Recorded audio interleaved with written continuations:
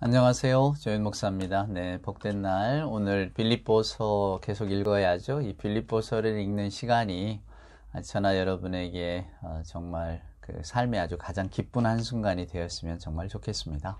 예, 오늘은 빌립보서 1장 계속해서 읽어가 보겠습니다. 12절입니다. 형제들아, 내가 당한 일이 도리어 복음 전파의 진전이 된 줄을 너희가 알기를 원하노라. 이러므로 나의 매임이 그리스도 안에서 모든 시대안과 그 밖의 모든 사람에게 나타났으니 형제 중 다수가 나의 매임으로 말미암아 주 안에서 신뢰함으로 겁없이 하나님의 말씀을 더욱 담대히 전하게 되었느니라. 예, 지금 이 빌립보 교인들에게 보내는 편지, 즉 빌립보서를 쓰고 있을 때에 바울이 어떤 처지에 있었는가를 지금 들려주는 말이잖아요. 형제들아, 내가 당한 일이 도리어 복음 전파의 진전이 된 줄은 너희가 알기를 원한다. 자, 그럼 당한 일이 뭘까요? 13절에 보니까 그러므로 나의 매임이 매였다는 겁니다. 그 뒤에 보면 그리스도 안에서 모든 시위대 안과 그 밖에 모든 사람에게 나타났다. 시위대라고 하는 것이 결국은 어떤 군대를 말하는 거거든요. 막사의 병영 같은 곳을 지키는 사람들. 그러니까 바울이 감옥에 갇혀 있구나, 투옥이 되어 있구나. 이제 우리가 이거를 짐작해서 알 수 있는 거죠.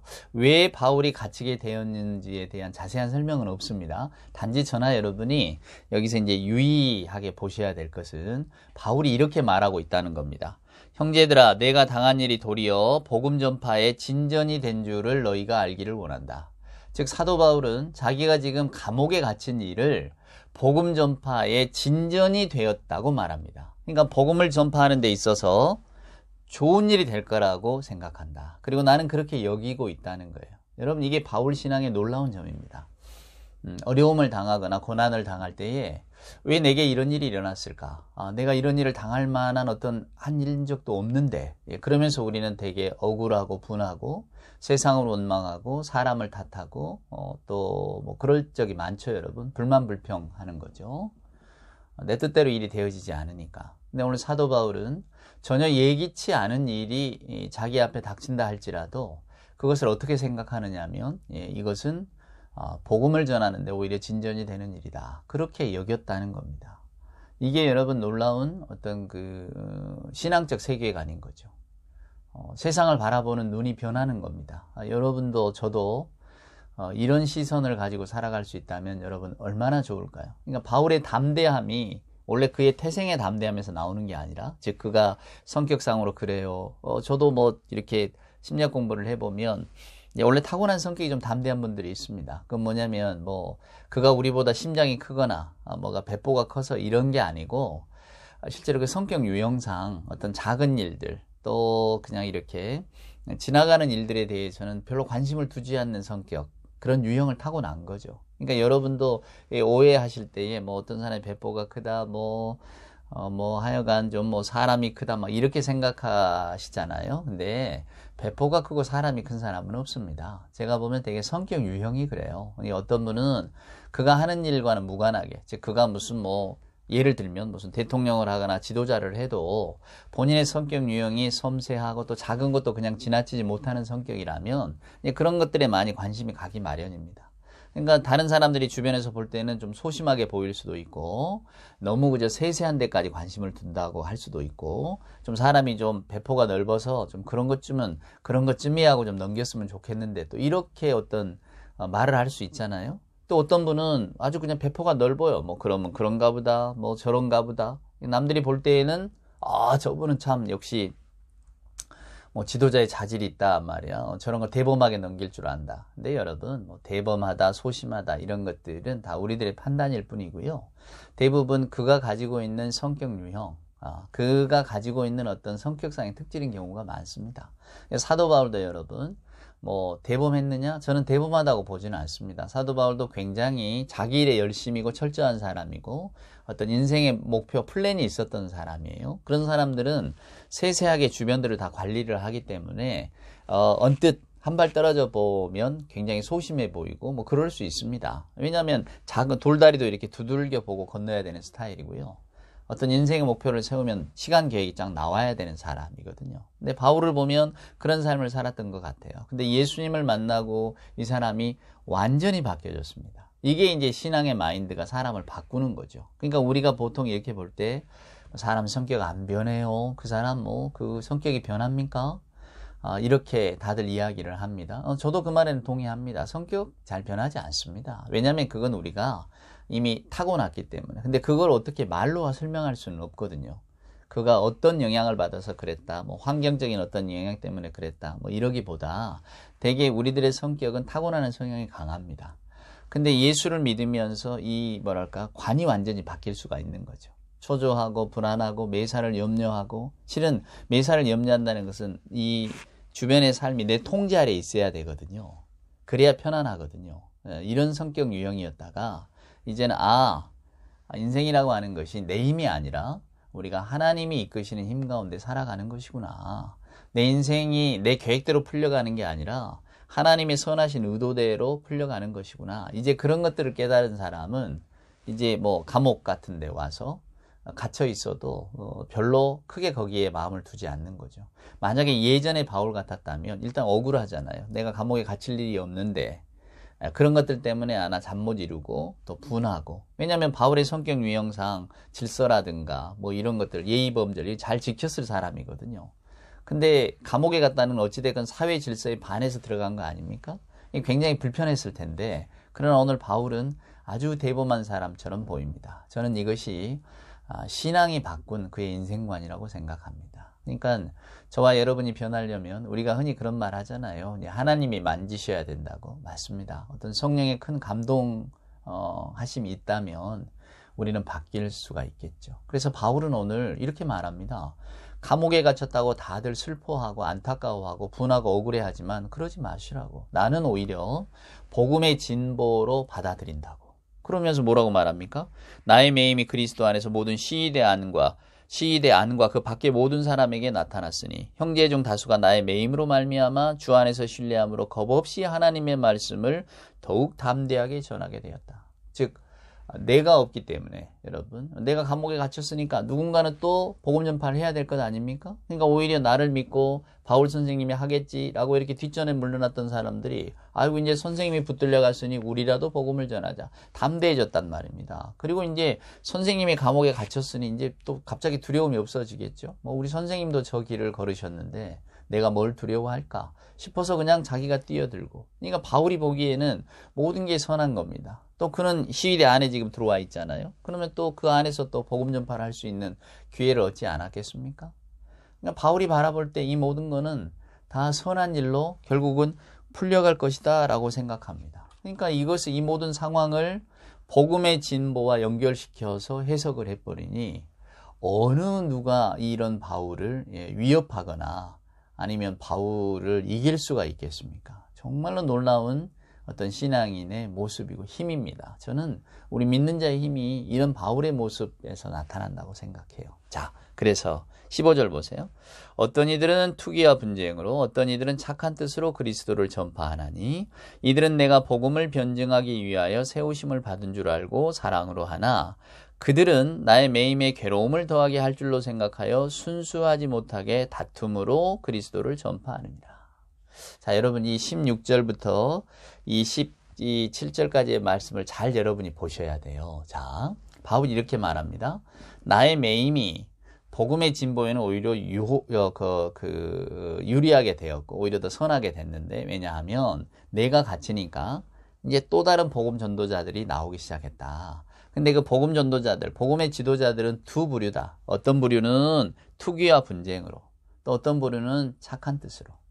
자, 그러면 저나 여러분이 이제 빌립보 교회가 처한 상황을 유추해 볼 수가 있는 거죠. 빌립보 교회에 지금 시기와 분쟁이 있구나. 또 시기와 분쟁을 가지고 빌립보 교회에 복음을 전한다고 들어온 사람들이 있구나라고 하는 겁니다. 그러니까 투기와 분쟁이 있고 바울의 투옥을 오히려 당연하게 여기려고 하는 무리들이 있구나라고 하는 것을 우리가 짐작할 수 있어요. 그러면 이제 빌립보 교회가 겪고 있는 문제들이 여러분 어느 정도 짐작이 되시죠. 그것은 사도 바울이 이렇게 소아시아 지역 혹은 복음 전파를 하러 다니다가 또 거기를 떠났을 때 반드시 그 교회 안에서 일어났던 분쟁들과 연관이 있습니다, 여러분. 우리는 초대교회 하면 다툼도 없고 그냥 모든 것을 다 통용하고 서로를 위하고 서로 사랑하는 그런 공동체를 여러분 생각하기 쉽지만 초대교회에도 비록 오늘날의 우리들처럼 그 한 곳에 모이는 교인들의 숫자가 많지는 않죠. 아주 작지만은 그러나 그 안에도 정말 말할 수 없는 분쟁과 또 오늘 성경의 표현처럼 시기와 또 투기가 있었구나, 분쟁이 있었구나 라고 하는 것을 우리가 짐작하게 됩니다. 그래서 여러분 앞으로 제가 이 빌립보서를 읽어가면서 이 바울의 신앙에 대한 또한 신학에 대한 이야기를 쭉 드릴 텐데요. 여기서 저와 여러분이 꼭 하나 염두에 두고 알고 가셔야 될 게 있습니다. 이제 이걸 계속 제가 반복할 텐데 초대교인들을 괴롭혔던 그 뭐랄까요, 분쟁의 원인이 뭘까? 그것은 바울과 예수님과 바울이 늘 싸웠던 것처럼 유대주의하고의 싸움입니다. 유대주의는 한마디로 말하면 율법주의라고 말할 수 있어요. 이제 나중에 바울이 이제 할례에 대한 이야기도 쭉 하는데, 그러니까 유대주의라고 하는 건 다른 거 아닙니다. 우리의 공로, 우리의 노력, 우리의 예씀, 우리의 전통, 우리의 종교 관습, 이런 것들이 우리를 하나님께로 이끈다는 거예요. 근데 예수님과 바울의 복음은 뭔가요? 우리 하나님은 은혜와 사랑으로 우리에게 다가오시고 또 하나님은 유대인들만의 하나님이 아니라 모든 민족의 하나님이시다. 이제 요걸 이야기하고 있잖아요. 그러니까 여기에서 충돌이 나는 겁니다. 사랑으로 전하는 자들이 있었다고 하잖아요. 이 사랑은 당연히 아가페인데, 그러니까 사랑의 마음으로, 모두를 다 사랑하는 마음으로 그리스도를 전파하는 사람이 있는 겁니다. 바울과 같이. 이제 하나님 안에서 모든 벽은 허물어졌다고 생각하는 사람들, 그러니까 유대인이냐 이방인이냐 구별이 없는 거죠. 우리는 모두가 다 하나님의 은총을 받은 사람들이고 하나님의 도우심이 없이는 이 땅을 살아갈 수 없는 사람들입니다. 우리는 하나님의 은혜 안에 있는 사람들입니다. 그 사랑과 은혜의 복음을 전하려고 하는데 아주 선한 뜻을 함께 낸 사람들이고, 그럼 반대편에 서 있는 사람들은 누구냐? 여전히 유대교적 전통을 가지고 있었던 사람입니다. 이 사람들은 똑같이 그리스도를 전하죠. 그러나 그리스도를 전하기 이전에 먼저 전제가 있어요. 우리 유대인처럼 되어야 된다는 거예요. 결국 그 말은 뭡니까? 우리가 하나님의 백성이 되려면 하나님의 백성이 될 만한 자격 요건을 갖춰야 된다는 거예요. 그러니까 이분들이 예수 안에서 달라진 건 이방인들에게도 하나님께서 구원의 은총을 베풀어 주셨다. 하지만 그건 받아들이는 거예요. 예수 안에서. 그렇지만 여러분들이 이제 그 복음의 대열에 들어와서 그 복음을 받으려면 우리 유대인처럼 돼야 된다는 거예요. 그러니까 유대인처럼 돼야 되는 게 뭡니까? 외형이나 또 종교 관습이나 이런 것들을 유대인화해야 된다는 거예요. 그것을 바울은 뭐라고 표현하느냐면 여러분 18절 보세요. 그러면 무엇이냐? 거칠애로 하나 참으로 하나 무슨 방도로 하든지 전파되는 것은 그리스도니 이로써 나는 기뻐하고 또한 기뻐하노라. 이게 옛 번역은 거칠애가 외모거든요. 외모로 하나. 그래서 우리는 그냥 이 성경을 읽을 때면 거칠애니까 그냥 속마음은 아니어도 그냥 뭐랄까요? 자기 어떤 유익을 위해서 그냥 이렇게 우리가 교원 영색한다고 하잖아요. 낯빛을 가꾸고 말을 아름답게 해서 사람들을 그냥 홀리는, 요즘 말하면 거짓 무슨 복음 전도자라고 할 거예요. 자기의 육신의 어떤 그 만족을 채우기 위해서. 결국 그런 거 뭐 돈이나 이런 거 아니겠습니까? 돈이나 권력이겠죠. 그러면서 입으로는 예수 복음을 달고 실은 사람을 부리고 돈을 많이 거두려고 하는 뭐 이런 사람들. 그러니까 그게 다 거칠애잖아요. 속은 자기 자신도 그리스도를 믿지 않고 하나님을 두려워하지도 않으면서 오히려 하나님을 입에 올리고 예수님을 쉽게 이야기하면서 사람들의 마음을 현혹하고 그들이 드리는 헌금과 또 어떤 봉사와 자기를 섬기는 것들을 아주 누리는 사람들. 우리는 보면 그 사람들을 저건 복음 전파가 속마음이 아니라 거칠애로 하는 거야, 이렇게 생각하기 쉽잖아요. 근데 오늘 바울이 말하는 거칠애로 하나, 외모로 하나, 이런 거는 바로 유대주의자들을 이야기하는 겁니다. 그러면 여기서 말하는 외모라고 하는 게 여러분 뭘까요? 그가 가지고 있는 조건입니다. 문화적인 측면인 거죠. 여러분 이거 놓치시면 안 됩니다. 이 빌립보서를 관통하고 있는 게 이거예요. 꼭 빌립보서만이 아니라 초대교회를 관통하고 있는 것이 바로 이 생각입니다. 그리고 여러분, 이 생각은 오늘날에 우리가 살아가는 사회 속에서도 없어지질 않았어요. 유대인들은 하나님이 우리를 선택하셨다고 하는 선민의식이 있습니다. 그래서 그 표징으로 할례가 있고 율법이 있다고 생각했어요. 여러분, 그 말의 이면에는, 그 생각의 이면에는 뭐가 숨겨져 있습니까? 우리는 세계의 1등 시민이라는 거예요. 우리만한 민족이 없다는 겁니다. 하나님이 우리를 특별히 사랑하셔서 선택하셨다는 것은 우리를 제1로 삼으셨다는 거예요. 그럼 우리 말고 나머지는 다 하등이죠. 하등 민족이죠. 그러니까 유대인들은 그렇게 생각했대잖아요. 우리 말고, 유대 민족 말고 다른 이들은 다 지옥의 불쏘시개로 쓰려고 하나님이 창조해 놓으신 인간들이라고 말입니다. 제가 최근에 논어를 공부하면서 아주 놀라운 사실을 알았네요. 공자 선생이 이런 말을 하죠. 항상 백성, 사람 이야기하잖아요. 사람을 이야기합니다. 백성민, 백성을 이야기하죠. 근데 그 공자가 말하는 백성, 사람의 의미는 여러분, 그때 당시가 다 그랬겠죠. 차등이 있는 겁니다. 무슨 이야기인가? 그러니까 하층 계층, 우리가 흔히 말하는 그냥 이렇게 그 노예로 있거나 또 이런, 그러니까 사회적으로 인정받지 못하는 천민 집단에 있는 사람들은 사람으로 여기지 않는 거예요.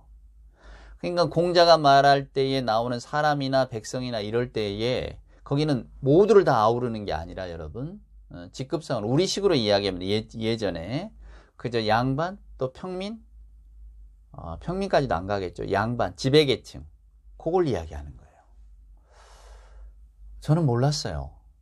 그냥 모두에게, 모두를 다 이렇게 염두에 두고 사람이란 이렇게 살아야 되고, 또 사람에게 맞는 가르침은 이렇고, 우리 사람은 어떻고 라고 할 때, 이 사람이라고 할 때 전제가 없는 줄 알았어요. 근데 전제가 있는 거예요. 그래서 사람 가운데 딱 편을 갈라 놓는 겁니다. 놀랍지 않습니까? 그러니까 이게 유대인들을 관통하고 있는 생각이고, 실은 여러분 이게 지금까지 흘러옵니다. 히틀러가 홀로코스트 유대인들을 학살합니다. 여러 가지 이유가 있지만은 그쪽에 아리안 민족주의가 있잖아요. 나치즘이라고 하는 게 원래 민족주의잖아요, 여러분. 우리 독일 민족주의. 독일인이 최고다는 거예요. 그러면 독일인이 최고면 그 다른 민족은 열등한 민족인 거죠. 죽여도 상관없어요. 오히려 인류를 위해서라면 죽어도 돼. 이렇게 가는 겁니다, 여러분. 백인 우월주의 말합니다. 우리가 우월주의라고 하잖아요. 백인이 우월하다. 흑인은 미개하다. 그래서 막 학대해도 된다. 이런 생각들이 지금도 흘러가잖아요. 얼마나 이게 무서운 생각인지 모릅니다. 예수복음. 그래서 바울이 놀랍고 깨달아서 내가 이 복음을 위해서 생명을 다 드려야 되겠다. 정말로 내가 여기서 생명의 빛을 발견했다라고 하는 그 예수복음은 그게 없는 거예요. 사람 위에 사람 없고 사람 밑에 사람, 이거란 말이에요. 여러분, 사탄이 예수님께 했던 시험 생각나세요? 너 높은 데 뛰어내리면 모든 사람들이 너를 다 이렇게 존중하게 해주겠다. 우러러보게 해주겠다. 너는 이 세상의 가장 최고의 인간으로 만들어주겠다. 예수님이 거절하잖아요. 여러분, 그 거절의 본뜻은 하나님이 예초에 이 땅에 사람을 창조하실 때에 누구는 위에 놓고 누구는 아래 놓고 그러지 않으셨다는 거예요.